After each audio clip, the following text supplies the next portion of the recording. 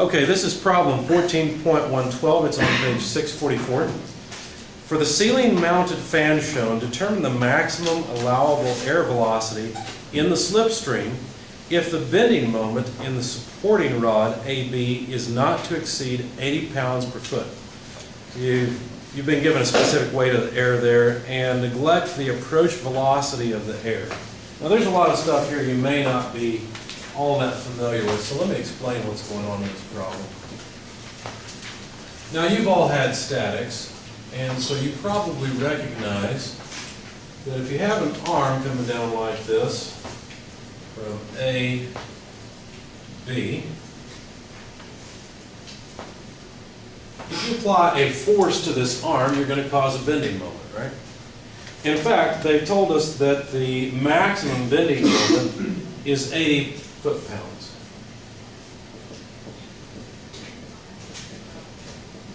Okay?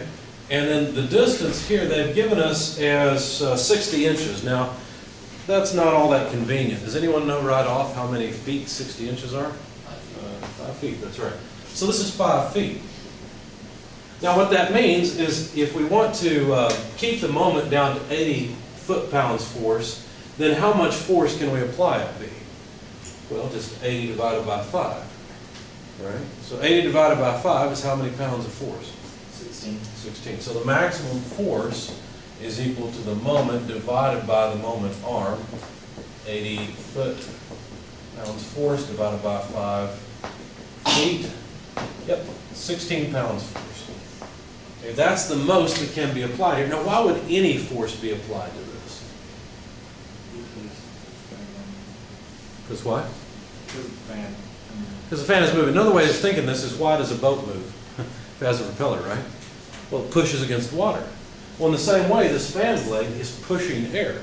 So the air pushes back on it, right? There's always equal and opposite reaction. So basically what we're saying here is that the fan can push the air with a maximum force of 16 pounds. Does that make sense? So really, this number is just the force that the fan applies to the air to get the air to accelerate. And we're supposed to assume that the air is still on one side and accelerates. In other words, all of that change in momentum of the air is due to the fan. Make sense? Okay. So then, whoever asked about this, what did you do next? Oh, you said you started out with something like this. You said that the mass flow rate of the air through the thing would be the density of the air multiplied by the volumetric flow rate.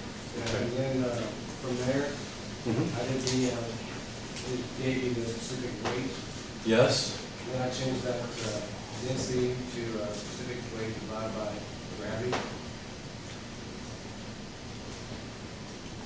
And so what you realized is that the specific mass, also called density, would be pound mass per cubic feet, but it'd be the exact same number, right? Okay. So now you've got the density. What about the volume flow rate? This is where you got stuck. Okay, good. Well, the key that we're missing, we've already danced around it a little bit. We talked about the fact that the fan is changing the momentum of the air stream, right? It's changing the momentum of the air. If it's changing the momentum of the air, where's our momentum balance equation? We haven't written it down yet. Whenever you're dealing with fluids in chapter 14, you will always go back and use the same equation. That equation looks like this. It says that in fact, you know what, let's just copy it from the chapter so that you know exactly how to go through it. So every time you see a fluid problem, you're going to start with equation 48. So equation 1448. It's worth making a note of this equation in your notes or tabbing the page or something. It's on page 635. It goes like this. The sum of the forces equals dm by dt multiplied by VB less VA, of course, as I said before. This is a vector equation. All it really says is some forces act on a flowing stream to change that stream's velocity. Okay, that's all it really says. Now you have already realized you need m dot, and that is m dot. dm by dt, don't worry about it. You might want to do that very thing in your book. Cross off dm by dt and just write m dot. It's just the mass flow rate. Nothing more, nothing less. Okay, so don't panic about dm by dt. Not only that, but you'll notice this is a vector equation. We're talking about a problem that is essentially in one direction. So all we really need is the sum of the forces in the x direction, and let's take x to be positive to the left.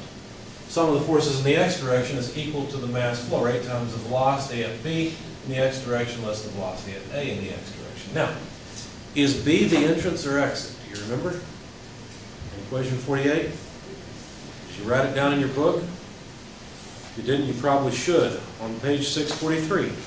Not 43, excuse me. Equation 1448. Page 635. If you didn't make a note of this, you probably should. B is the exit. A is the entrance. It's always set up that way. So where's the entrance and exit here? Well, there's a B and an A here, but that's not the B and A we're talking about. We're talking about the flowing stream. We're concentrating on what's going on here. Well, the air enters the fan in this direction, so that's A, and it exits the fan here, so that's B. So forget the A and B that were given in the figure. They're not related to what we're talking about now. Now, we were told to neglect the incoming velocity of the air. That means that VA is 0 as far as we're concerned. Now, now be careful. What forces are we talking about here? These forces act on what? This is another note that you need to write on that equation on page 635. The forces, the sum of forces we're talking about, these are forces acting on the flowing stream. Okay? The flowing stream in this case is air. So these are all the forces, whatever they may be, acting on the air. Well, there's only one of them. There's the force from the fan onto the air. Right? So this is just the force F of 16 pounds that we found before. Everybody with me? Same here. This is just the force of 16 pounds that acts on the air from the fan.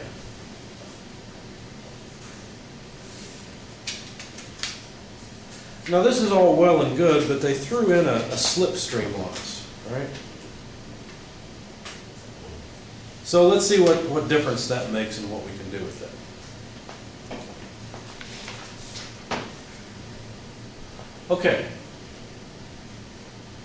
Now, the point we look at, it can be immediately after the fan, or we could say, you know what, it would be more convenient to talk about what's going on a little farther downstream. Let's make this point B instead. You can do that? Yeah, sure. Talk about any point you want. If it weren't for the fan, the air would not have this velocity down here. Okay? So we don't have to analyze it at the fan itself. We can analyze it downstream from the fan. Because all the air from the fan necks down a bit and goes this way. Okay? It's kind of interesting to know why that happens. Anyone familiar with Bernoulli's equation? Okay, you know how when you have a flowing stream, the pressure decreases where the velocity increases? Because there's a velocity here faster than the air around it, it has to neck down. Okay? But that's a fluids class, so we'll skip that for now. Anyway, so we're interested in what's going on, and all we know is the diameter down here. So we'll simply let B be this portion downstream from the fan. Now we were told that the slipstream has a diameter of 30 inches, which is 2.5 feet.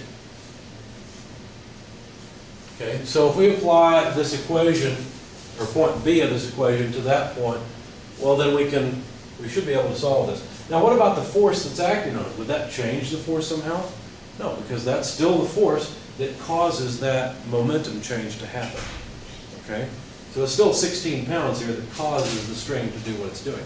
So let's see, what part are we really interested in?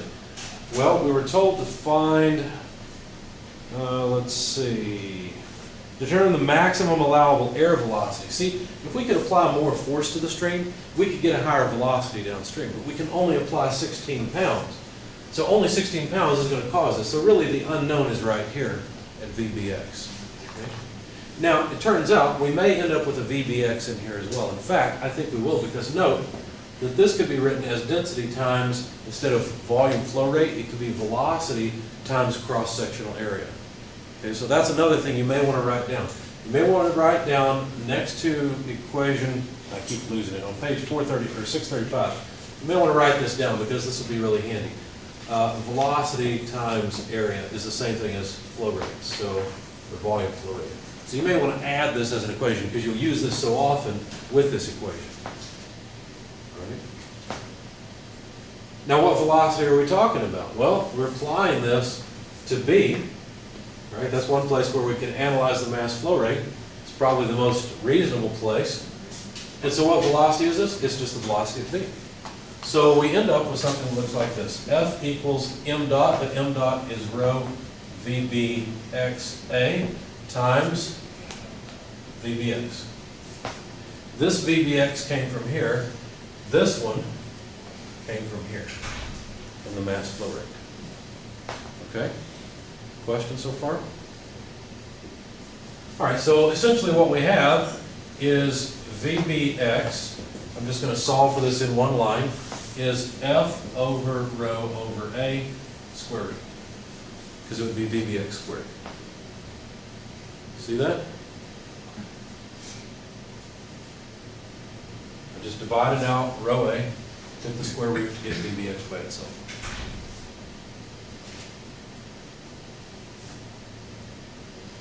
Okay, well, let's finish this thing off, and why don't you guys pull out your calculators. I've got an answer here, but pull out your calculators so you at least do some work on this, since I'm solving your homework for you. And I think we're done with this bit over here, so let's get rid of it. So VBX will be the square root of F over rho. Now the cross-sectional area A, what would that be? Well, that would be pi d squared over 4, where d, this would be the diameter at B, right, in that slipstream where it's come down. Okay? So this would be the same thing as square root, let's simplify things a bit, 4f over pi rho d squared. I'll just drop the subscript b since d is the only diameter we have in the problem. But just to understand, this is still the diameter at b. All I did was move the 4 to the numerator. Okay, so now let's plug in some numbers and see what we've got. The force F is 16 pounds force. Pi is a button on your calculator as far as we're concerned, 2.14 whatever. Okay, the density rho is 0.076 pound mass per cubic foot, so that takes care of that little piece of information. The diameter d is 2.5 feet, which needs to be squared. And we don't need this stuff anymore. But we've got a small problem. There's pounds force and pounds mass. How should I put in a conversion factor? What do you think? What should it be and how should I put it into this thing? Yes, I'm going to keep beating you over the head with GCMC until you understand it. Or at least can use it. 32.2, what? Mass, feet per second squared, good. Continuing. Over 1 pound force, good job. Okay. Pound force goes away, pound mass goes away. Notice this is feet squared per feet cubed, so this is 1 over feet. So that's going to give us another foot here. Let me do it this way, foot squared, and that gets rid of all the feet. Okay? And then when we take the square root, we'll have feet per second as our velocity. So plug all this in your calculator. 4 times 16, which is 64, times 32.2, divided by pi, divided by 0.076, divided by 2.5 squared, and then square root the whole thing. And when you have a number, just yell it out. It doesn't matter if it's right or wrong. We'll just assume that most people will get it right. 37.16. 37.16 feet per second. Can I get a second vote on that one? We'll have our own caucus here.